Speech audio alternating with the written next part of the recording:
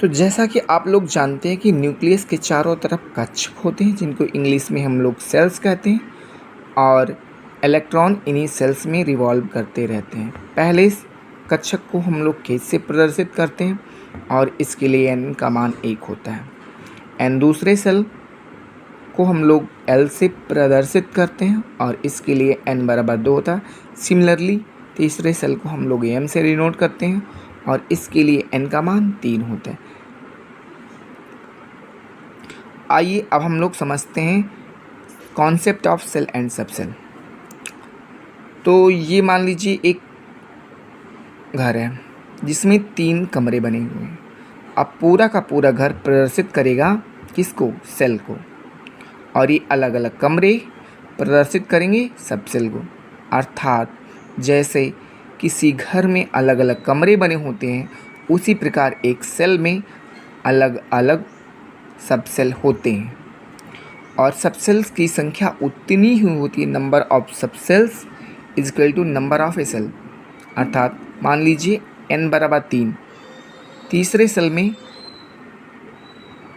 कितने सबसेल होंगे? तो जितने सेल होते हैं उतने ही सबसेल होते हैं, अर्थात वहाँ पर 3 सबसेल होंगे। इसकी चर्चा हम लोग आगे करेंगे। हाँ, तो जैसे हमने आपको बताया कि number of subcell is equal to number of cell, तो मान लीजिए फर्स्ट सेल के लिए n बराबर 1, सिंप्लाइज दैट पहले सेल में एक सबसेल होगा, उसको हम लोग लिखते हैं 1s सबसेल। इसी प्रकार दूसरे सबसेल के लिए वहाँ पर दूसरे सेल के लिए 2 सबसेल होंगे, 2s एंड 2p। सिमिलरली अगर हम लोग n बराबर 4 के लिए काउंट करते हैं, अर्थात फोर्थ सेल के लिए, तो वहाँ पर 4 सबसेल होंगे, s 4s 4p 4d 4f।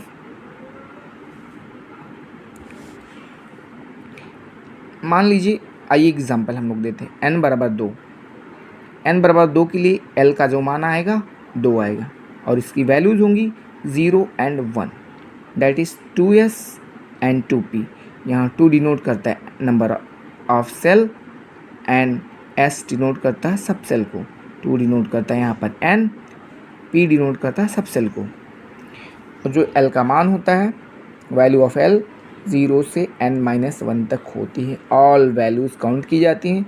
जैसे हम लोग एग्जांपल लेते हैं n बराबर 3, that is for third cell के लिए जो एल्स के मान आएंगे 0 से 3-1, अर्थात 0 से 2, 0 1 2 3, अर्थात 0 1 2 3 सबसेल होंगे n बराबर तीसरे सेल में, अर्थात तीसरे सेल में 3 सबसेल होंगे।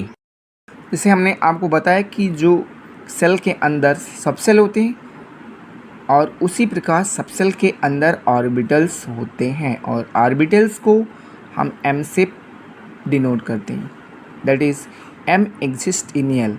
उपकोष के अंदर ही ऑर्बिटल्स होते हैं। m प्रदर्शित करता है magnetic quantum number in subshell, अर्थात m यह बताता है कि किसी भी उपकोष में जो इलेक्ट्रॉन्स होते हैं वो कहाँ पर स्थित होते हैं और उनकी स्थिति क्या होती है। Now subcell and orbital both are represented by SPDF, अर्थात सबसेल और ऑर्बिटल दोनों को ही हम SPDF से प्रदर्शित करते हैं, चाहे L डिनोट करता है सबसेल को और M रिप्रेजेंट करता है ऑर्बिटल्स को। आइए आपको हम लोग एग्जाम्पल से समझाते हैं पूरा कॉन्सेप्ट। n बराबर 4, दैट इज़ चौथा सेल। अब चौथे सेल के लिए l की 4 वैल्यूज़ होंगी, जैसा आपको हम पहले ही बता चुके हैं। और l बराबर होता क्या है? l बराबर 0 to n-1, अर्थात चौथे सेल के लिए जब हम लोग l का मान निकालेंगे तो n के स्थान में 4 रखेंगे, तो हमें l की 4 वैल्यूज़ आएगी 0 to 3, अर्थात 0 1 2 3। 0 यहाँ S सबसेल को प्रदर्शित करेगा, 1 P सबसेल को, L बराबर 2 D सबसेल को एंड L बराबर 3 F सबसेल को प्रदर्शित करेगा। M represents orbital for each subshell,